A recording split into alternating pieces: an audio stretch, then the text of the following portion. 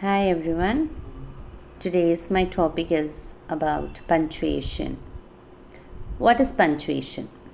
A punctuation is a set of specific marks or symbols that we use to express the meaning of our sentences clearly and to make the flow of the text smooth.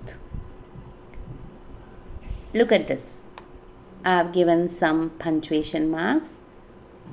I think these are the marks which is familiar to you. The first one, that is full stop or period.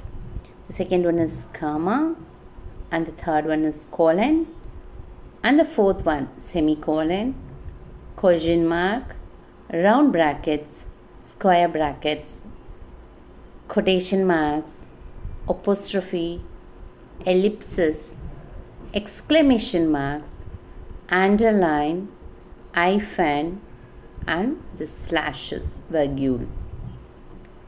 Full stop.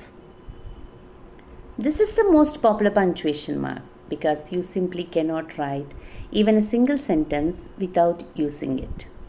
So there are two most commas uses of a full stop. To indicate the end of a sentence or to follow an abbreviation. For example, we feed this cow every morning. So this is a complete sentence. We use full stop at the end of the sentence. Mr. Bala does not agree with these new rules. Look at this, Mr. It's an abbreviation. We just put the full stop after this. Yes. And comma. A comma is often used to separate different ideas in a sentence. However, it has many other uses as well. And it is important to remember them as well. Some of the most common comma rules follow. A comma separates two sentences when putting a full stop between when seems to create an unnecessarily long pause. For example, Mala went by bus and Asha took a train. So look at this, the first sentence where the comma and what it tells. Okay, and these commas separate items in a list.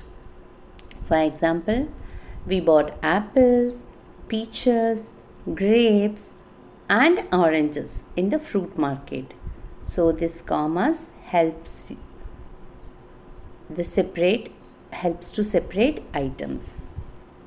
And if you have a tag question at the end of your sentence, you also need to use a comma to distinguish it from the rest of the sentence.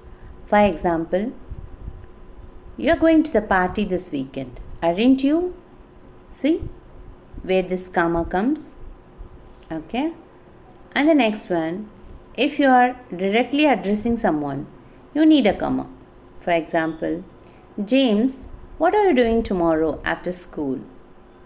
Yes, so here you are addressing James very particularly. So the comma comes after James. And question mark. Question mark, as its name suggests, needs to go at the end of every interrogative sentence instead of a full stop. For example, if you ask someone, how old are you? Where are you going? Why are you coming? Do you remember what I told you about yesterday? So these are the interrogative sentences. Instead of full stop, we are using question mark. Exclamation mark. Exclamation marks added at the end of a sentence. It shows emphasis.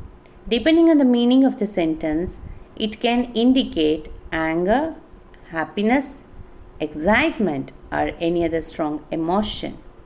So, for example, leave me alone. This is your anger. I'm so happy to see you. It shows your emotion that you are happy. I can't wait to go to Paris.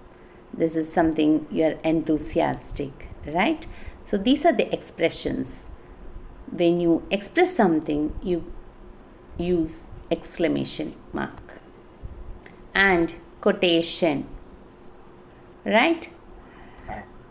As the name suggests, quotation marks indicate direct quotations. You can also use them to show that a word or phrase is being used ironically, or for titles of articles, book chapters, episodes of a TV show, etc. For example, you will never believe what happened last night. Okay, so see where this quotation marks comes. And in this article, how to succeed in everything you do.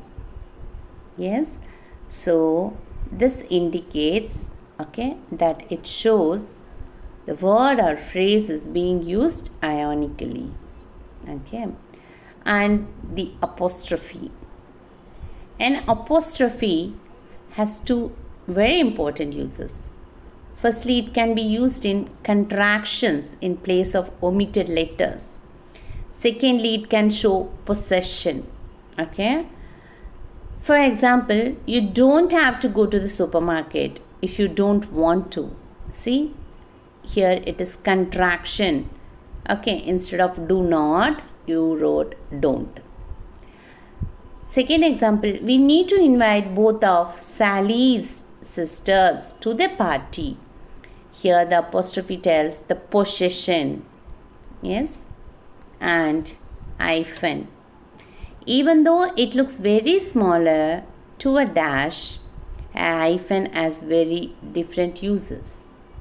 It's a most commonly used to create compound words. He is a very self-confident person.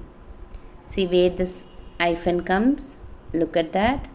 And the next sentence, due to various factors, Susan decided to work part-time. See, these are the compound words we use hyphen.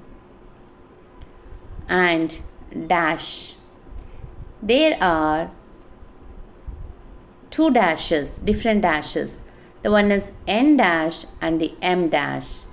The first being slightly shorter than the second one. The N dash is usually used to show a connection between two things, as well as a range of numbers, years, pages, etc. London-Paris flight takes about 1 hour and 15 minutes. Your second example is, for tomorrow's lesson, I need to read pages 45 to 78 of the textbook. Okay, so you have to find where this N dash is used. And M dash can replace a comma, a colon, or parenthesis.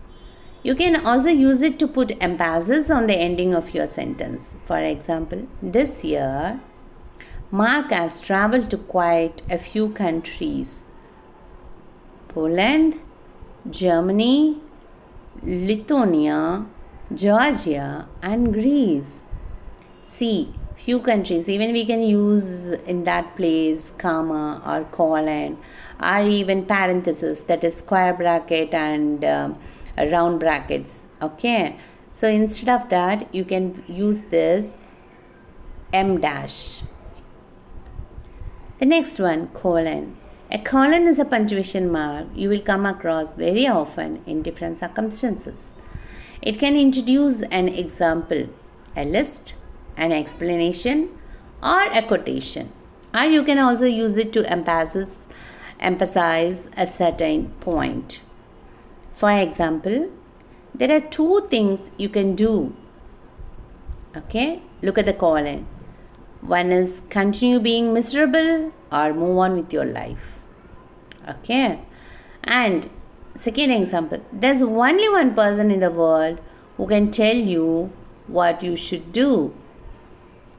Who's that? That is you. Okay, so this colon can, you will come across very often in different circumstances. It can introduce there is some explanation or something you have to specifically say. You can use this colon. And semicolon is a punctuation mark that creates a longer pause than a comma but a shorter pause, then a full stop. So it can be used to create a pause between two independent clauses that are still closely related to each other. For example, my mother is a doctor. My father is an accountant, right? See, even while saying, you use this longer pause and shorter pause, right? And you're saying these two are independent clause because it gives meaning separately, right? So you can use semicolon in this place. And the next one is parenthesis. This is called round bracket. The other one is called square bracket. In most cases, you will see additional information in parenthesis. Usually it can be omitted without creating any confusion for the reader. For example, my young doctors, so within the bracket, aged 5 and 7, just love playing with our neighbors' dogs. So they mention the age of the daughters. So it is additional information. You can use this parenthesis to tell that. And the next one is brackets. This is called square bracket. These are also, it's similar to parentheses. However, they are mostly used in academic writing and when presenting quotes. For instance, the writer can add extra information or fix mistakes in brackets without changing the original quotation. Okay, so look at this. The witness said, I could hear him, but I couldn't see him. Okay, so the witness said, I could hear him. Him, he mentioned the policeman. Okay, and ellipsis. So this ellipsis creates an intriguing and mysterious atmosphere in the text. In addition, it can be used to show that some letters or even words are omitted. For example, so what happened next? She was smart, funny and pretty, but something still felt wrong. See, where we are giving that pause, okay? We just try to omit. So in that place, you can use this ellipsis. And the slash, you might need to write a fraction, a measurement, or to suggest alternatives in your text. These are just 3 of the instances where you will have to use a slash. For example, for this recipe, you will need 1/2 glass of water, 3/4 glass of flour. Okay. The second one, the car was going as fast as 120 km/h. And the third example, you need to press the on and off button. Okay, so where the slash comes, just note down. And so these are the punctuations we use in English, in writing in English. I hope you understand my topic and my lecture. Thank you.